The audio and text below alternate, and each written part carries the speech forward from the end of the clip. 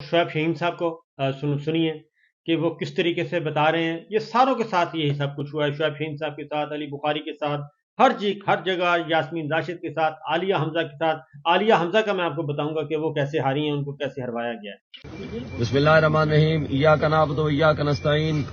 मेरे तमाम दोस्त NA47 के हल्का के अवाम जिन्होंने बेपनाह मोहब्बत दी है और मुझे इलेक्शन जितवा दिया है, अभी हमारे पास जो फॉर्म 45 ओरिजिनल फॉर्म में आ चुके हैं और उसके मुताबिक हम बहुत बड़ी लीड के साथ, यानी मोर देन 50,000 की लीड के साथ हम जीत रहे हैं, जबकि हमारा मुकाबिल डॉक्टर तारिक फजल चौधरी साहब हमारी लीड से भी कम वोट ले चुका है आज अभी तक। हम पूरी तफसील हम आपको थोड़ी देर में जारी करेंगे।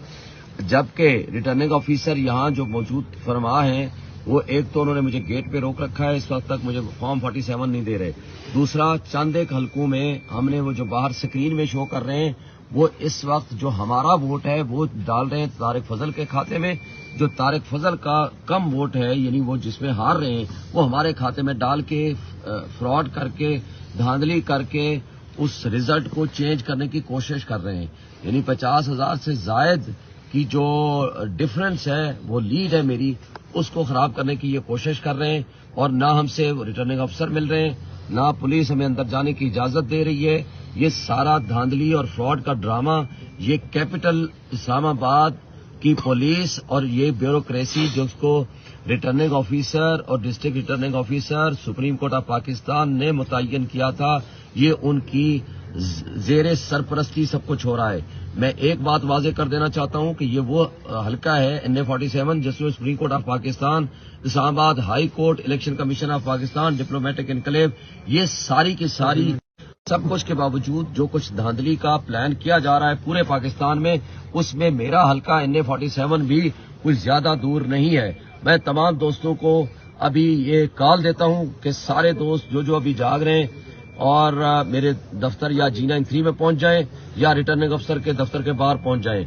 ये धांधली के प्रोग्राम को आपने नाकाम करना है, रिटर्निंग अफसर पहुंच जाएं, रिटर्निंग अफसर के दफ्तर G8 में पहुंच जाएं। इस धांधली के सारे जो साजिशें हैं, इनके ताने बाने जहां मिलते हैं, वो सब आपके सामने हैं। हमने इसको किसी सूरत कामयाब नहीं होने देना। तमाम दोस्तों से गुजारिश है वो यहाँ पहुंचे और इस धांधली को नाकाम करें। शुक्रिया। 80,000 के लिए सरदार लतीफ खान खोसा साहब को सुनिए जी। ये कल का जो 8 फरवरी के जनरल इलेक्शंस के जो नताइज की रोशनी में आपके सामने नताइज आए हैं, अगरचे इसमें जो है धांधली का अंसर मौजूद है, लेकिन फिर भी 129 हमारे MNAs बने हैं और पाकिस्तान तहरीक-ए-इंसाफ एक लार्जेस्ट पार्टी बनकर पाकिस्तान के सामने आई है।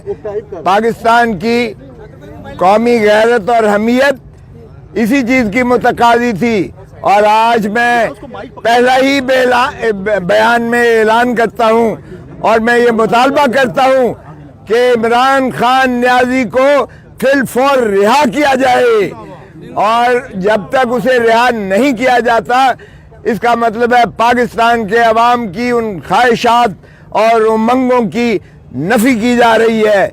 हमें मशरकी पाकिस्तान से सबक सीखना चाहिए।